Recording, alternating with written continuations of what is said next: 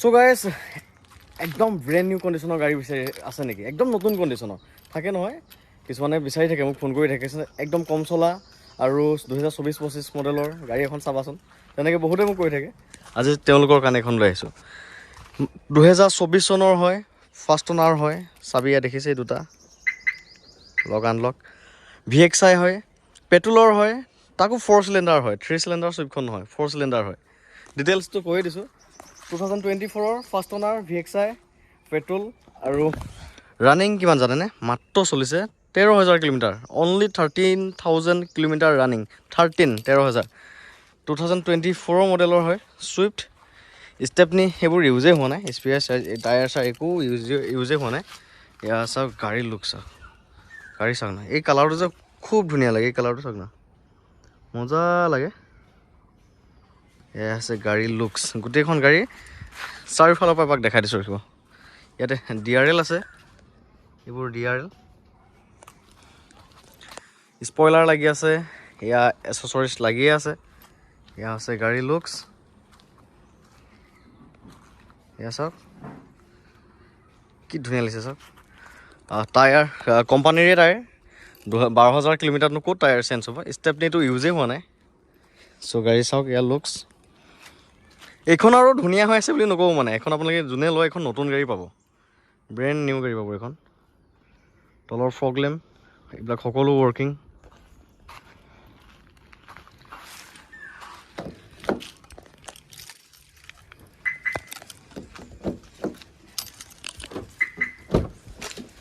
এয়া হৈছে interior, steering mounted control, এইফালে এয়াৰ বেগ, ইয়াত এয়াৰ বেগ। এয়া চাওক গাড়ী মানে গাড়ী হৈ আছে আৰু একদম মজা হৈ আছে। এনেকুৱা এখন ছেম কণ্ডিশ্যনৰ মই চেল কৰিছিলোঁ 2023, ৰিচেণ্টলি চেল কৰিছিলোঁ, আমাৰ মৰিগাঁৱতে লৈছে। সেইখন চলিছিলে আকৌ 7,000 কিলোমিটাৰ। এয়া চাওক চিট কভাৰবিলাকে চাওক, বৰ দামী দামী লাগি আছে। মাৰুতি চুজুকিৰে চিট কভাৰ চাওক, মানে অনাৰজনে সেই ডিলাৰতে লগাইছে এচেছৰিজ এইবিলাক। এয়া আছে গাড়ীৰ লুকছ,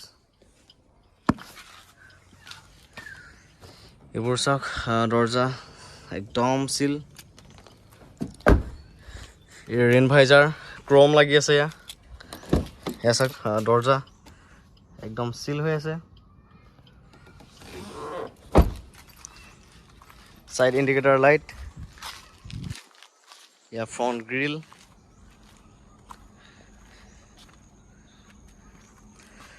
গাড়ীখনৰ প্ৰাইচটো কৈয়ে দিওঁ, এইখন আপোনালোকে ল'ব পাৰিব 570 অনলি, 5,70,000 টকাত ল'ব পাৰিব 2024 চুইফ্টখন। ৰানিংটো দেখাই দিওঁ ৰ'ব। মাইলেজ চাওক, এয়া 21 দেখাই আছে, দেখিছেনে? খুব ধুনীয়া মাইলেজ, হাইৱেত 24 দেখায়, আমাৰ এইখিনি অলপ চেচি ব্লক টাইপৰ ৰাস্তা, গতিকে তাতো 21 দেখাই আছে, কিন্তু হাইৱেত 24লৈকে দেখায়, বৰ ধুনীয়া মাইলেজ। এইটো আছে ৰানিংটো 13,815 অনলি চলিছে, 13,815 চলিছে মাত্ৰ।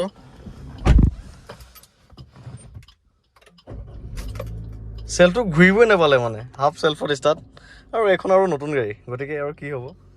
এয়া চাওক ইনষ্ট্ৰুমেণ্ট ক্লাষ্টাৰ, হেণ্ড ব্ৰেকৰ চিম্বল, এইটো ল' ফুৱেল, ইণ্ডিকেটাৰ জ্বলি আছে। এয়া আৰু এচিটো যে ক'বই নালাগে, এচি দিছে নাই, একদম মজা কুল হৈ যায়, পূৰা ঠাণ্ডা মানে। যিহেতু এখন পূৰা নতুন গাড়ীয়ে হৈ আছে, গতিকে একো বস্তুৱে কমি নাই, একোৱে কমি নাই। ইণ্টেৰিয়ৰটো চাওক কিমান ধুনীয়া, চুইফ্টখন দেখাটো খুব ধুনীয়া লাগে, মৰম লাগে। এইবোৰ পলিথিন লাগিয়ে আছে। 570 এখন যোনে লয় তেওঁলোকৰ লাভ হ'ব কিন্তু সঁচাকৈ, কাৰণ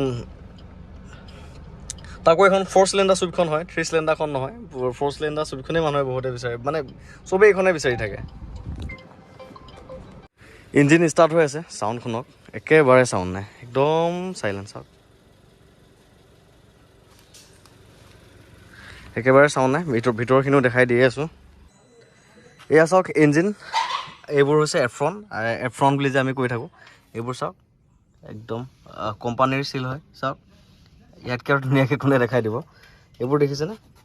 এইবোৰ কোম্পানীৰ মাৰ্কাৰ হয়, এইবিলাক আজিলৈকে ইয়াত নট ক'তো টাচ কৰা নাই, কোম্পানীৰ হয়। এইবোৰ চিল দেখিছেনে? একদম ফ্ৰেছ, একদম জেনুইন গাড়ী। চাওক এই চাওক তলৰ এইখন আমি কিছুমান গাড়ীত নাপাওঁ, তলৰ সেই মেটখন এইখনৰ পৰা লাগি আছে। এয়া চাওক, ইঞ্জিনটো ধুনীয়াকৈ দেখাই দিছোঁ। আৰু এইফালৰে ফ্ৰণ্টটো চাওক, এয়া চাওক চব চিল। এইবিলাক আমি পূৰা কমপ্লিট চাই আহিহে গাড়ী কিনো, কমপ্লিট চিল চাওক।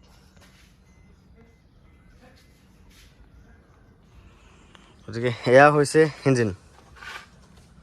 আৰু 13,000 কিলোমিটাৰতনো কিনো হ'ব গাড়ী, নিজে ভাবক। এয়া চাওক, লওক আৰু চলাওক, এইখন যোনে পায় একদম নতুন গাড়ী পাই যাব।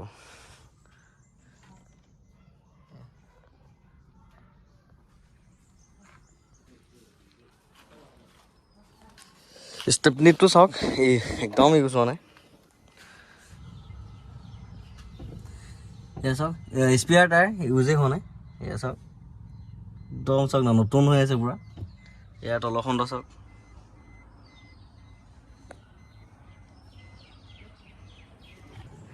গাড়ীখন মই যিমানখিনি দেখাই দিলোঁ আপোনালোকক ধুনীয়াকৈ দেখাই দিছোঁ, চিল টিল গোটেইবোৰ দেখাই দিছোঁ। বাকী গাড়ীখনৰ দামটো ক'লোৱে, এইখন আপোনালোকে ল'ম বুলি ভাবিলে ল'ব পাৰিব 570 ইনক্লুডিং ট্ৰেন্সফাৰ, ডকুমেণ্টছৰ পৰা আদি কৰি কাম সকলো মই কৰি দিম। আৰু সকলো ডকুমেণ্টছ আপডেটেই আছে। কোম্পানীৰ পৰা অহা যিটো ইঞ্চুৰেঞ্চ সেয়াই শেষ হোৱা নাই। গতিকে লওক আৰু চলাইহে থাকক আৰু, যোনে পায় এইখন একদম ব্ৰেণ্ড নিউ গাড়ী পাই যাব। 570 লৈ ল'ব পাৰিব, তাকো ইনক্লুডিং ট্ৰেন্সফাৰৰ সৈতে। আৰু ফাইনেন্সো এভেইলেবল আছে। 1 লাখ মান টকাত ডাউন পে'মেণ্ট দিলে এখন গাড়ী ওলাই যাব। বাকী EMI কিমান আহিব কি কথা মই ক'ব নোৱাৰিম। যেতিয়া আপোনালোকৰ ফাইলটো লগোৱা যাব তেতিয়া ফাইনেন্সে গোটেইখিনি ক'ব পাৰিব, বা আপোনালোকে নিজেও ফাইলটো ফাইনেন্সত ল'ব পাৰিব, কোনো কথা নাই। চ' ল'ম বুলি ভাবিলে ল'ব পাৰিব, আৰু স্ক্ৰীণত মই ফোন নাম্বাৰটো দিয়ে থৈ দিম।